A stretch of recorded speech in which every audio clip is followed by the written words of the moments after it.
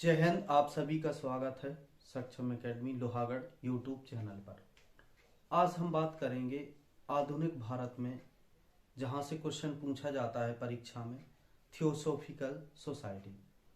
तो theosophical society की बात करेंगे तो इसकी स्थापना एक रूसी महिला है ब्लॉकबस्ट की और एक अमेरिकी सैनिक जो कर्नल थे आलकाट 1875 में न्यूयॉर्क में ये इसकी स्थापना करते हैं थियोसॉफिकल सोसाइटी की। इसके बाद 1879 ईस्वी में जो थियोसॉफिकल सोसाइटी है इसके सदस्य भारत आते हैं तो कुछ सालों बाद 1882 ईस्वी में भारत में मद्रास में के अडयार में इसका मुख्यालय बनाते हैं। किसका? थियोसॉफिकल सोसाइटी का। और यहीं पे इनका मुख्यालय, अंतरराष्ट्रीय मुख्यालय बन जाता है। आगे बात की जाए, इसमें थियोसॉफिकल सोसाइटी में एक बहुत प्रभावशाली महिला जिनका नाम है एनी बेसेंट, इसकी सदस्य बनती हैं। और सदस्य बनने के बाद ये भारत में थियोसॉफिकल सोसाइटी का खूब प्रचार और प्रसार करती हैं। एनी बेसेंट की बात की जाए तो 1893 ईस्वी में जो विश्व धर्म सम्मेलन हुआ था जिसमें स्वामी विवेकानंद जी ने भारत की ओर से प्रतिनिधित्व किया था, तो एनी बेसेंट ने भी इसमें भाग लिया था और वहीं से ये भारत आती हैं। भारत आने के बाद थियोसॉफिकल सोसाइटी का प्रचार और प्रसार करती हैं।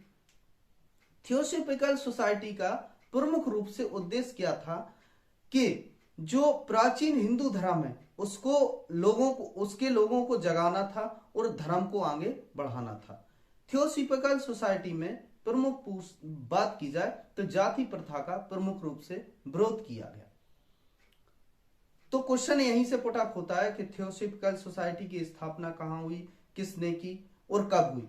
तो 1875 की बात की गई तो 1875 में आर्य समाज की भी स्थापना की गई। तो इससे आप थियोसॉफिकल सोसाइटी को याद रख सकते हैं।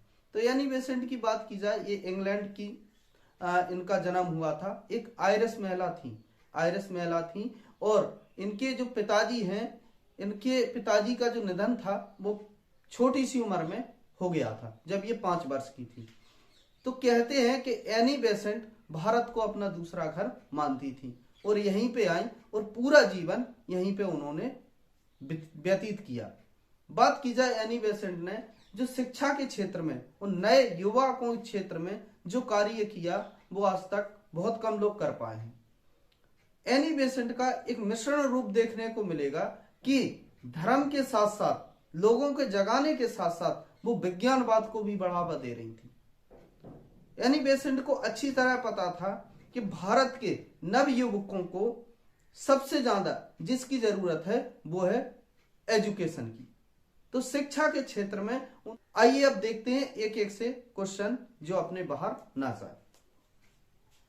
थियोसॉफिकल सोसाइटी की स्थापना 1875 ईस्वी में न्यूयॉर्क के एक रूसी महिला ब्लॉकबस्ट की और एक अमेरिकी सैनिक अफसर कर्नल आलकाट ने की थी।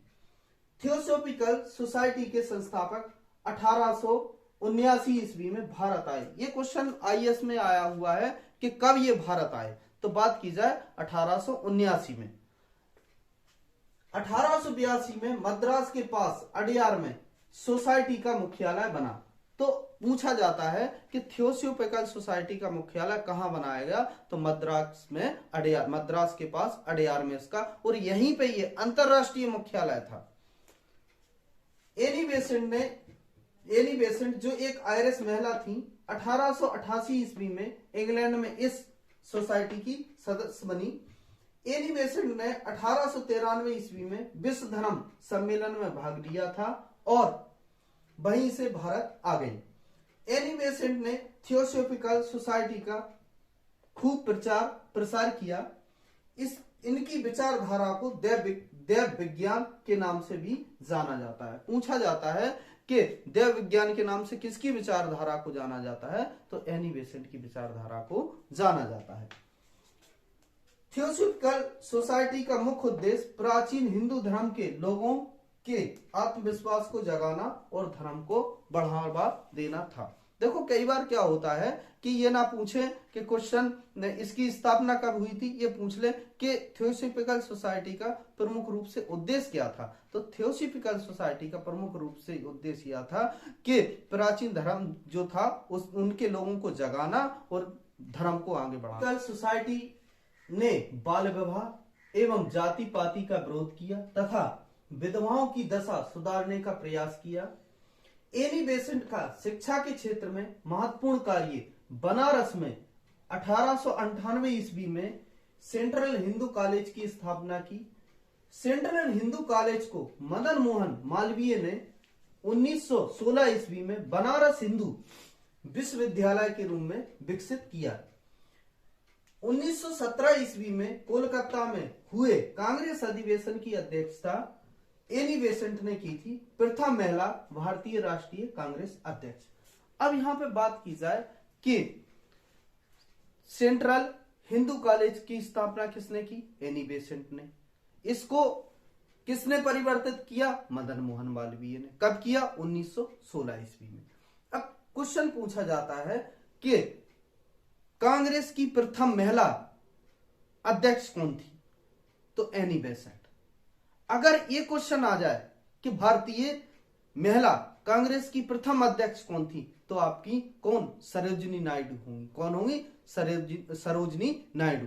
अब यहां पे बात की जाए कि कांग्रेस की अधिवेशन की अध्यक्षता की, तो एक महिला का और नाम आता है नलिनी सेन गुप्ता। इन तीन लोगों को आप याद रखिएगा, एनी बेसेंट, सरोजिनी नायडू और नलिनी सेन गुप्ता।